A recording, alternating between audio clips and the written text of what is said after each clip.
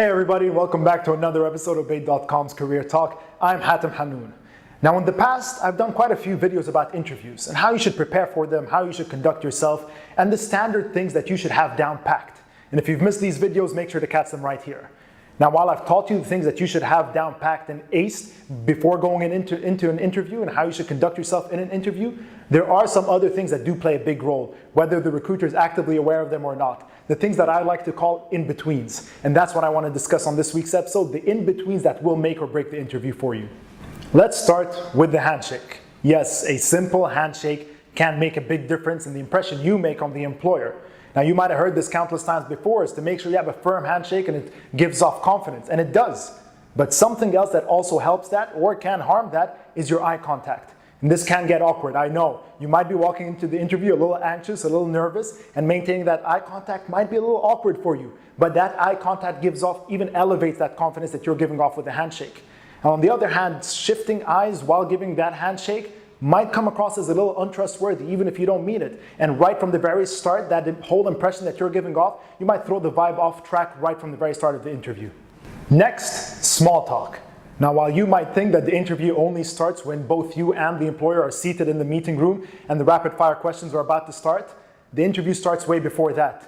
These small slots of time that you get sitting with the receptionist waiting for the recruiter or walking with the recruiter on the way to the meeting room, these minutes, these short minutes of time give you the opportunity to connect with the recruiter, an opportunity for you to show off your personality, build that connection with the recruiter, learn more about the company. Asking small questions allows you to make a greater impression and puts you at ease as well before you start with these rapid fire questions that might put you at the edge of your seat. Take advantage of these chances. Engage with small talk. You might be sitting in the meeting room and the recruiter lets you know that, hey, we have to wait for this manager to join us. Don't sit in silence. This will be very awkward to start with and make you more anxious. Instead, engage in small talk along the way whenever you have the chance to. Show off your personality, build that personal connection.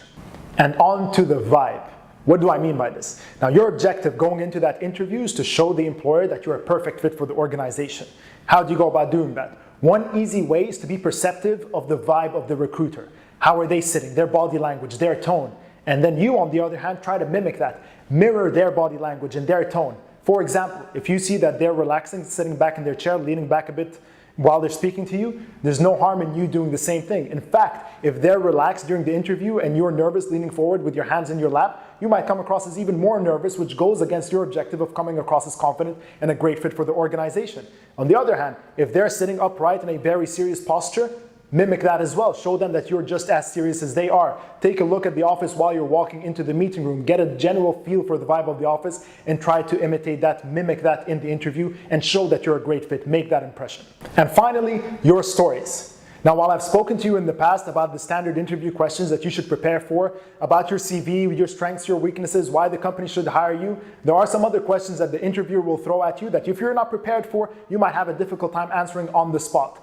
Questions that might require looking back into your memory a bit. Now, these questions typically start with, tell me about a time when, and if you're not prepared, you won't know how to answer, you'll stumble, you'll get even more nervous, and your interview will be thrown off. Now, you need to prepare your stories for these types of answers. Now, before doing that, look into the job role, the job description, what's expected from the job role. For example, if the job is a managerial position that requires some leadership, be prepared to share a story about your past experience where you've exemplified leadership, where you've shown great leadership and been praised for it. Likewise, if it's a job that you know requires a lot of work under pressure and time management skills, be prepared with a story that shows where you've worked under pressure, where you're able to manage your time efficiently and effectively. Be prepared with these stories. The recruiters are looking for them, and the recruiters will be asking you about them. And if you're not prepared, it will throw the interview off track. And with that, I think I've covered almost every aspect that you need to be prepared for when going into an interview. And if you've missed our previous episodes about interviews, make sure to catch them. We've covered everything from the physical interview to the phone interview, and now the in-betweens as well. So make sure to catch those as well. And as always, we're putting out new episodes every single week. So make sure to follow us here,